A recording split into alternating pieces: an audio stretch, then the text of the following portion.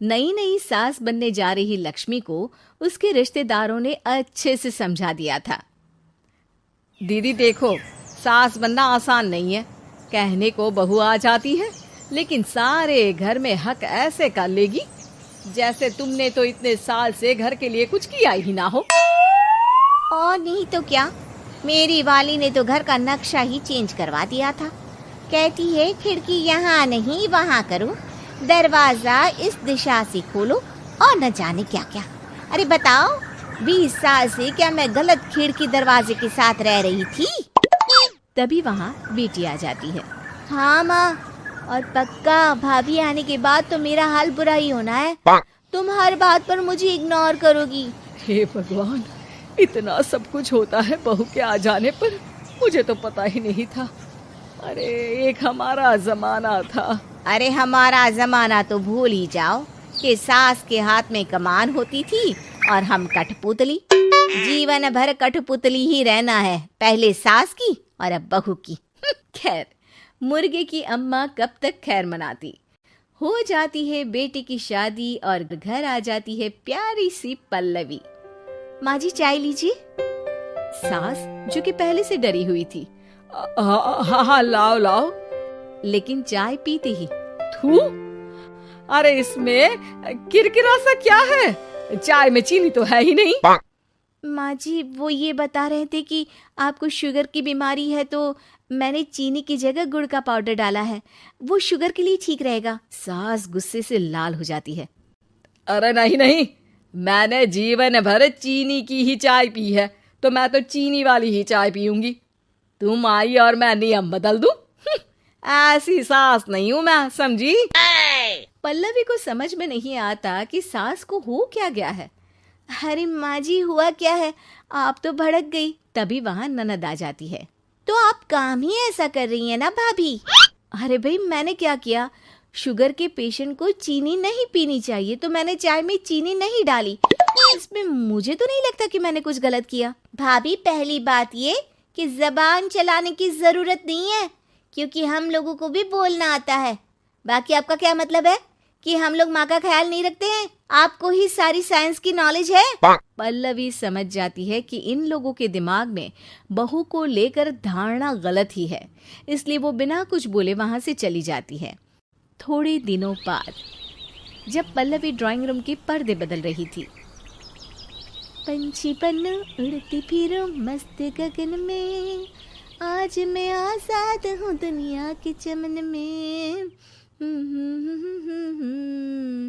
वाह जी वाह, आजाद होना तो अच्छी बात है, लेकिन हम लोग भी गुलाम नहीं है। ये पर्दे किससे पूछकर बदले जा रहे हैं, जरा बताओगी? अरे सासू माँ, जब से आई हूँ सोच रही थी कि पर्दे ठीक नहीं है।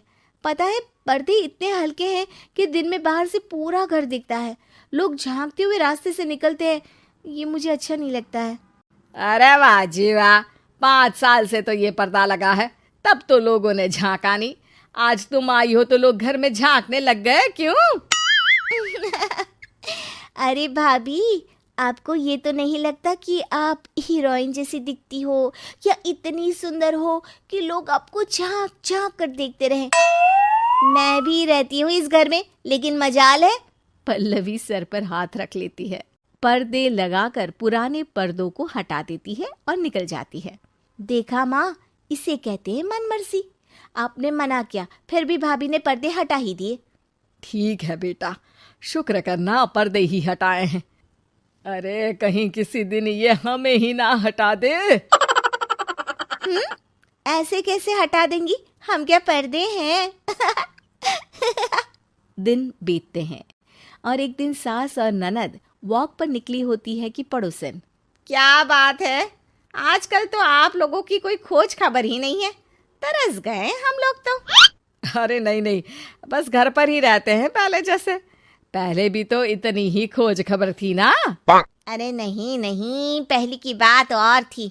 और बताओ बेटा, बॉयफ्रेंड से चक्कर चल रहा है कि खत्म हो गया? पहले तो पर्दे से दिख जाता था कैसे तुम सारा दिन टेलीफोन पर लगी रहती थी, कभी शर्माती कभी रोती। अब तो पर्दे भी मोटे लगा लिए तो कुछ ठीक से दिखाई भी नहीं देता। नहीं, मतलब कोई ना, होता है इस उम्र में। और बताओ बहन जी, बेचारी बहू से तो पहले रोज तानेबाजी होती थी आपकी, रोज देखती थी कैसे उस पर आप दोनों मिलकर बरसा करती थी। अब ठीक है ना वो? चल बेटा, ये औरत तो पागल हो गई है। अरे पागल नहीं, आदत हो गई थी। जब मन उबा तो आपकी खिड़की से झांक लिया करती थी, अब कुछ दिखाई नहीं देता तो।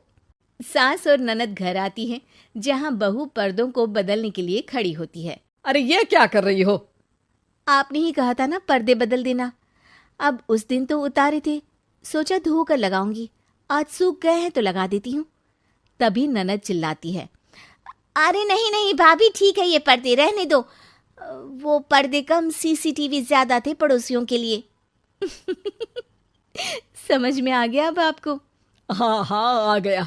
अब जरा चाय तो बना कर ला दे। पल्लवी सास को चाय लाकर जैसे ही देती है, चाय पीकर सास झूमने लगती है और जमीन पर गिर जाती है। हाय रे भाभी, क्या मिलाकर पिला दिया माँ को, वो तो गिर ही गई। तभी बेटा डॉक्टर लेकर आता है।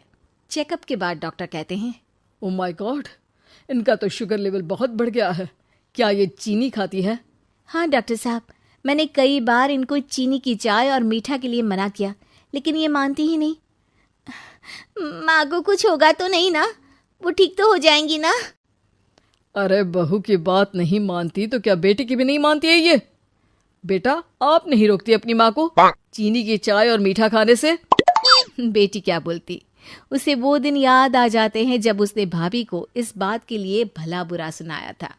डॉक्टर के जाने के बाद, भाभी मुझे माफ कर दो, लोगों के कहने में आकर हम लोगों ने आपसे बहुत बुरा व्यवहार किया, जबकि ससुराल वालों को ये समझना चाहिए कि घर बहू का भी